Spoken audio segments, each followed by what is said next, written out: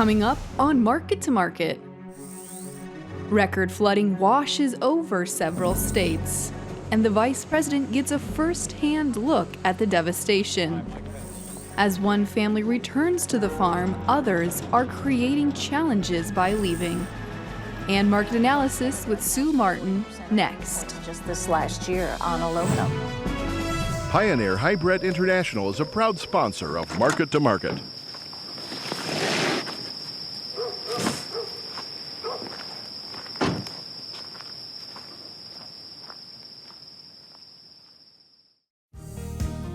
Tomorrow. For over 100 years, we've worked to help our customers be ready for tomorrow. Trust in tomorrow. Information is available from a Grinnell Mutual agent today. This is the Friday, March 22 edition of Market to Market, the weekly journal of rural America. Hello, I'm Delaney Howell.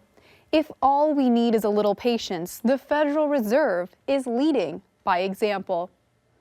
This week, the Fed left its key interest rate unchanged and projected the same hold steady sentiment for the rest of 2019, which some observers translated to a dimmer economic outlook.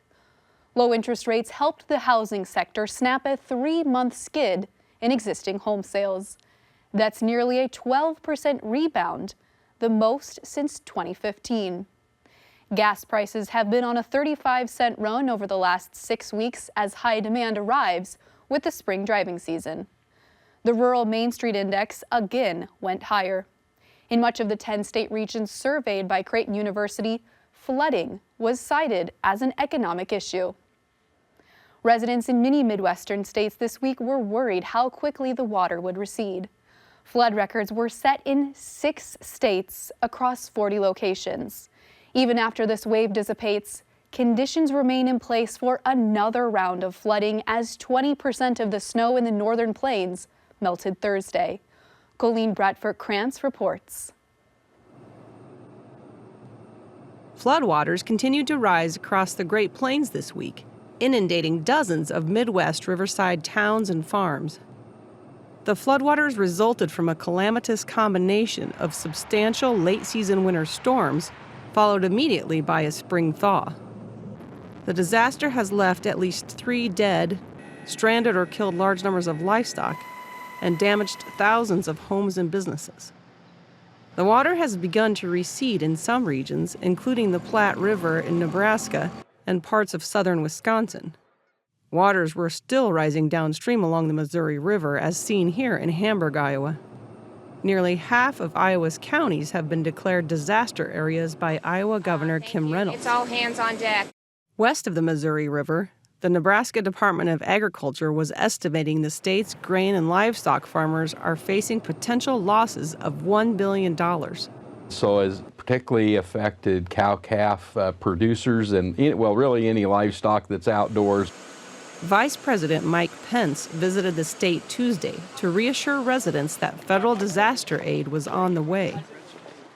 Our message is this: we're with you, and the American people are going to stand with people across Nebraska, across Iowa, across all of the 8 states that have been impacted by this severe weather and this flooding. Vice President, we really appreciate you coming to take a look firsthand about what the damage has been across the state, because this is the most widespread damage we've ever experienced in our state's history.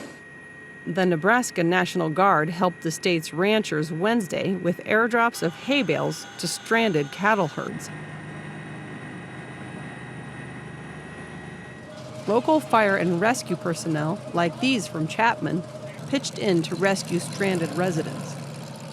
We're going to be waiting for an airboat to get here to get a gentleman out of his home.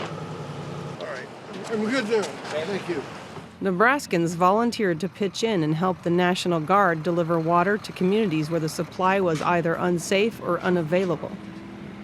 According to the Nebraska Emergency Management Agency, roads and other public property in the state sustained an estimated $550 million damage, while private property damage estimates were nearing $90 million. It really is an amazing thing to behold when you go into shelters across Nebraska and you find people whose houses were lost and they show up at the shelter and they want to be in the volunteer line. They said it's just property loss. If they have their lives, they and their kids want to be serving their neighbor. Flooding is expected to continue for the coming week along the Mississippi and Missouri rivers as the spring melt continues. For Market to Market, I'm Colleen Bradford Krantz. Giving up the city life to go back home to the farm sounds like a pitch to a movie. For one Midwestern family, it's a reality. Our series continues with a now Kansas family adjusting to life back where wheat fields dot the landscape. However, as John Torpy reports in this installment, when the family arrived back home, there were fewer people to welcome them, creating a new set of challenges.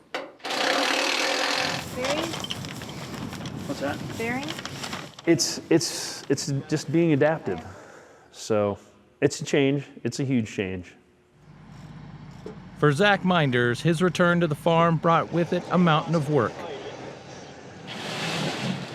Almost a year ago, Minders and his wife Joni Embry Minders moved back to rural Kansas to help operate the Young Farm, an operation that has been in Joni's family for 3 generations.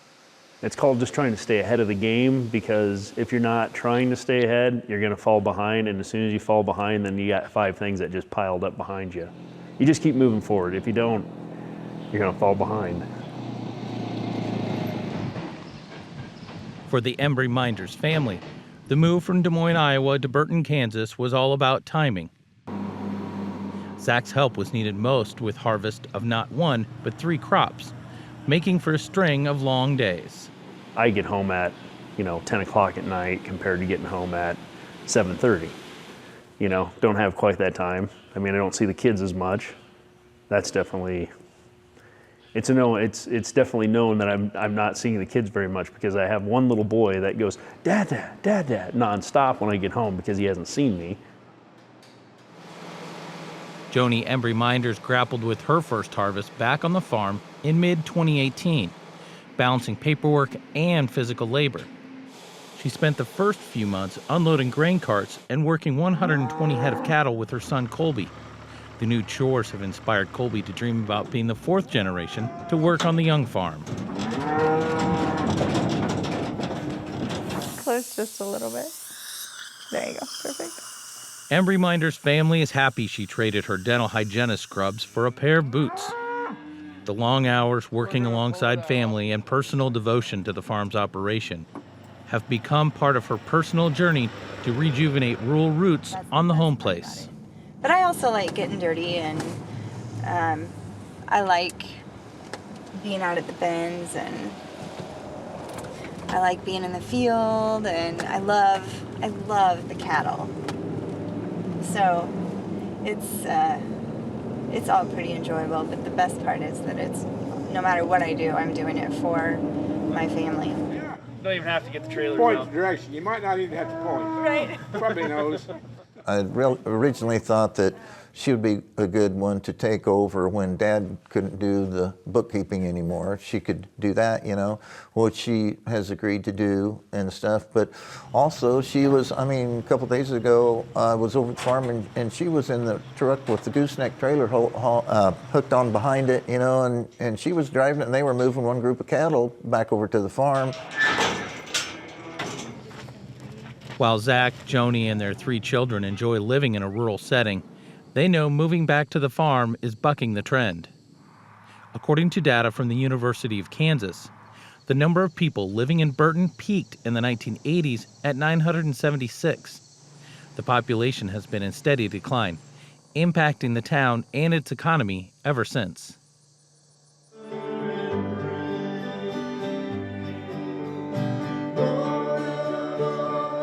I think it's great that they're coming back. I think it's maybe shows to our young people, our young couples, hey, you've got something here that you don't know. This is a little gem that somebody has noticed and seen and is coming back to uncover.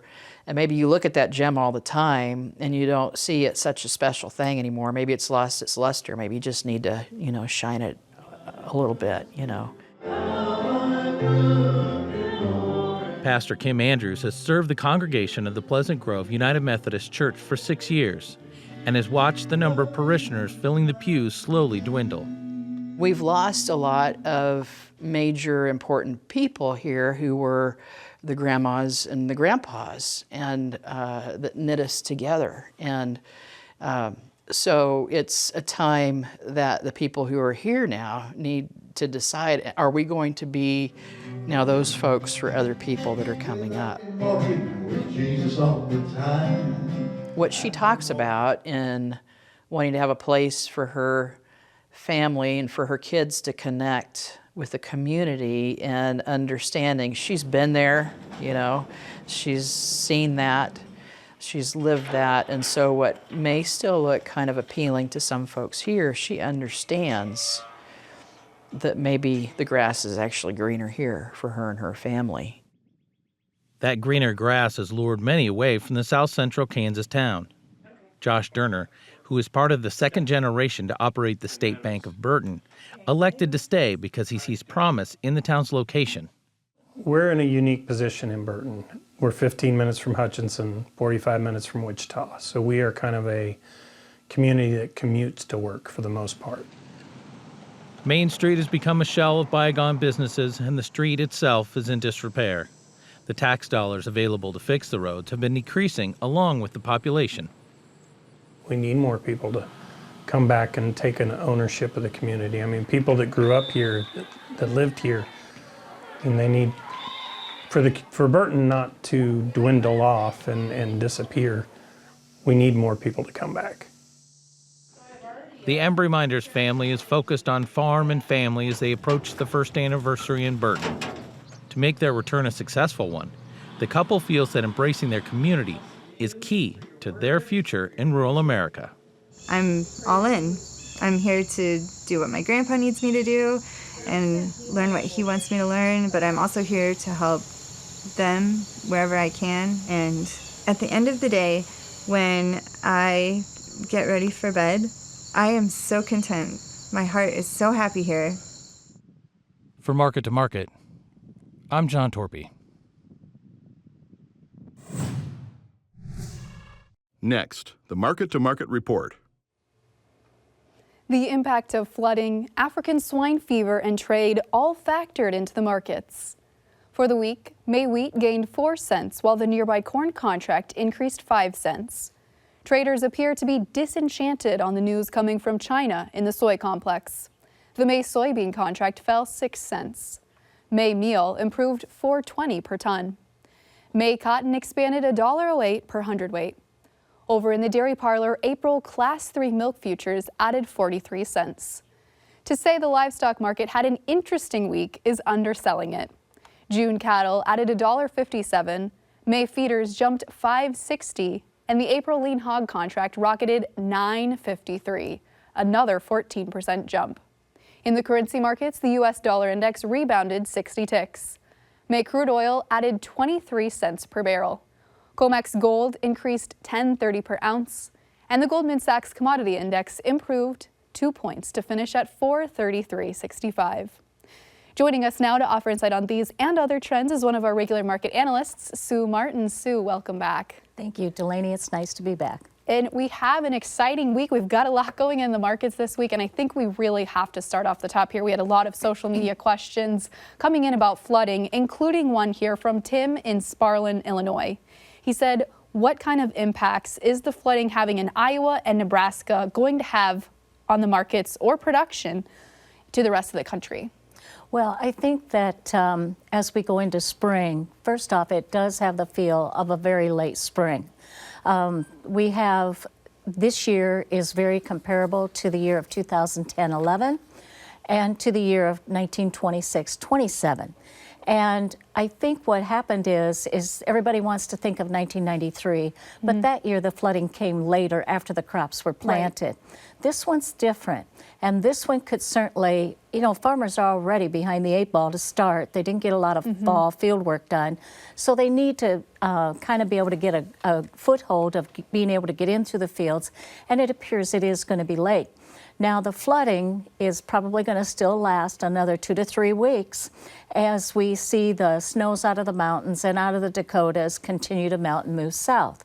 But when we look at planting, I would have to say there's several things that go into that mix. One is profitability, how profitable someone is, that if they need to delay their or can't get in and get stuff planted, they might opt to string it out and take prevent plant. And then if you have a decision made with the trade negotiations between China and the U.S., and that occurs by the end of April, well, you might see some plant more acres of corn. They might have a little more optimism if they're able to get in. If they decide they're going to plant and they still get delayed, because it's all going to come down to saturated soils and how much rain we get in April to May. And so I think there's so many variables here that's going to come into play that this prospective plantings report at the end of March is really not going to be a true picture, I don't think. Okay, that's definitely an interesting perspective. Sue, when we look at the wheat markets in particular, we haven't seen quite as much flooding in the Dakotas, but Kansas, Nebraska, those areas have been getting hit with floods. How much are we going to have to see? How much more impact in floods are we going to have to see before we see some wheat acres abandoned? Well, I think first off, in the Dakotas, especially North Dakota, they're a little bit late in getting stuff to melt, and they started here this week. I think that when we look at spring wheat, hard red spring wheat, I think what we're going to see is probably less acres planted this year, maybe 4.5% less. But in the meantime, Durham is looking like, because of Minneapolis wheat being the stronger child here for a while, I would say that Durham is probably going to gain some acres, maybe as much as 5%. And the rest will come down to possibly more bean acres. And North Dakota's really made a stand in bean acres anyway. Another thing that's helpful to North Dakota is that some of these exports that are going to China are going out through the Pacific Northwest, and that's been a godsend for that area because they have had a few years here where things just weren't moving real well on the rail out to the Pacific Northwest. So, and their basis levels were horribly affected. So that's good news for them. But as far as the rest of the areas, I think that when we look at the hard red wheat, winter wheat, even the soft red, I think that we're hearing that the month of April could be a cooler and wet month, and possibly into May. If that is the case, that's certainly, they're already pretty well saturated, and that's kind of kept a lid on wheat prices, because usually when we're going through wheat breaking dormancy, we're hearing all about how dry it is and everything, but that's not the case. So moisture, subsoil moisture, has led a bearish feel over the market. And then our exports have been a little slow. Exports, definitely. So, but the good news is Russia's out. They're pretty well sold out. And we think they oversold. We think they pulled reserves and sold to make money. We have sanctions on them. And you have Australia. Well, they've been getting hit with flooding in the north, dryness in the south. And this week there was like, what, 2 tropical cyclones that was going to hit them. They're not going to be sending wheat to China or anywhere very... So maybe giving us a chance to step in so, there. Yes. All right.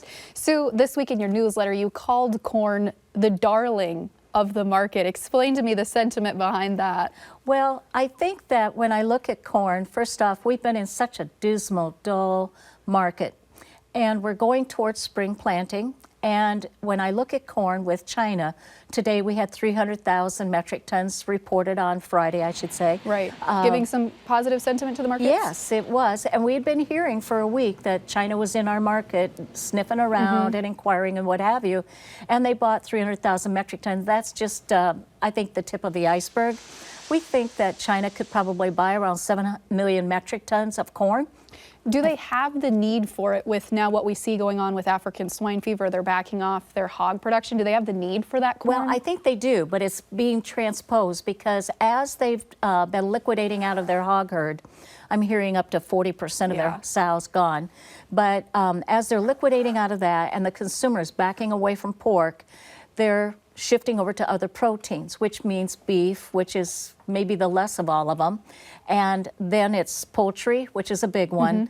And that's a big consumer of corn and soy meal. Then there's also aquaculture. And in aquaculture, it takes wheat for feed along with soybean oil. So I think we're going to see some shifting.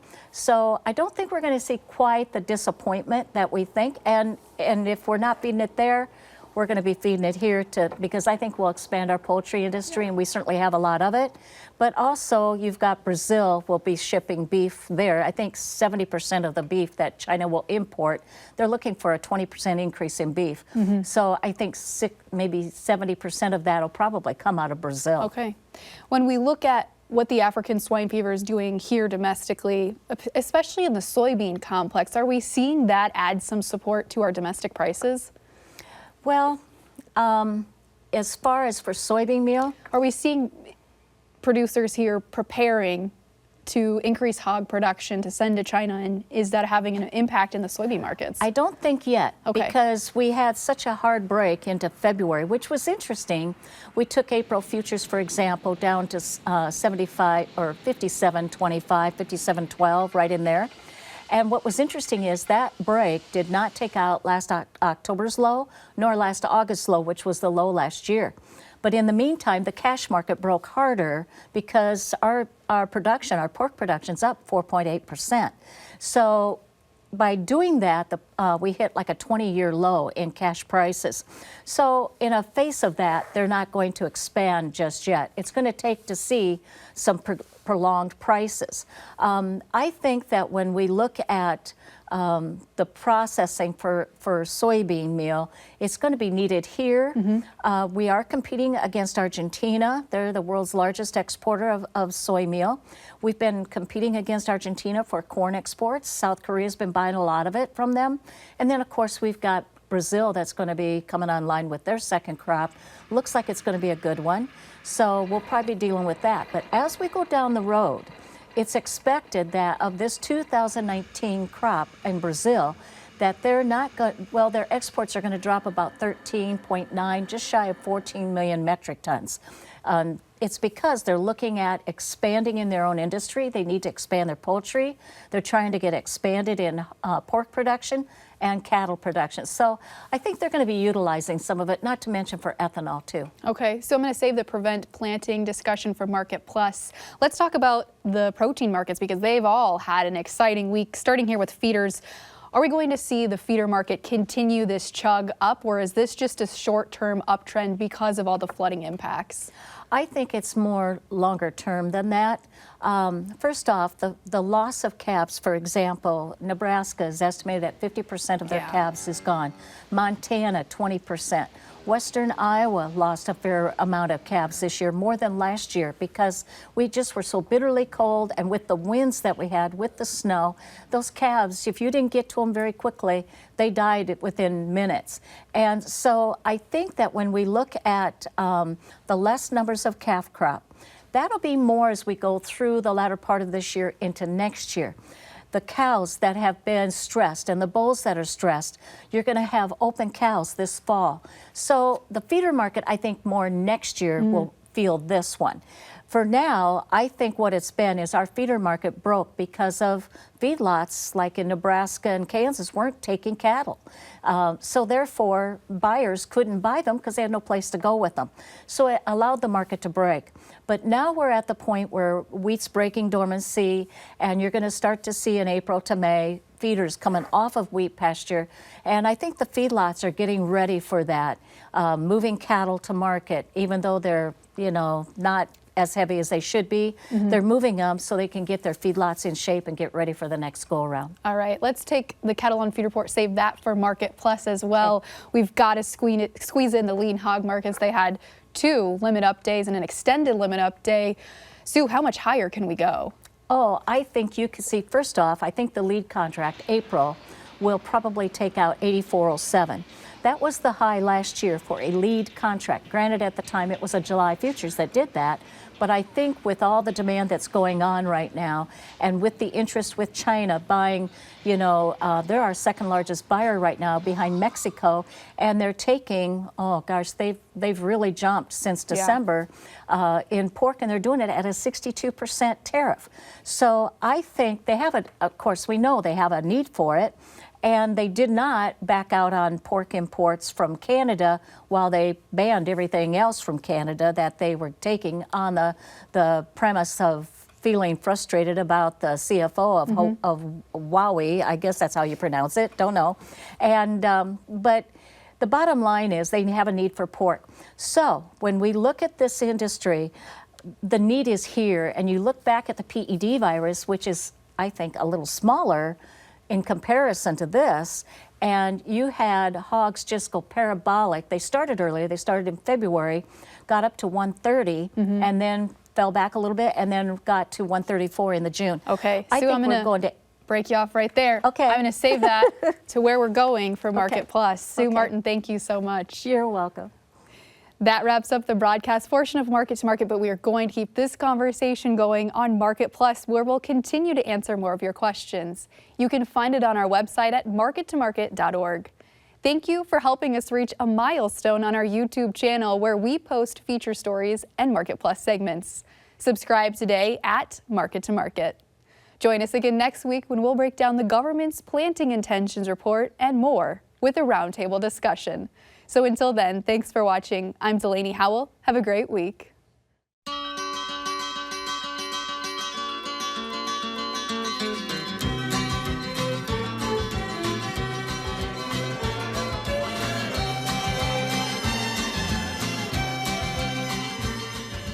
Market to Market is a production of Iowa Public Television, which is solely responsible for its content. Pioneer Hybrid International is a proud sponsor of Market to Market.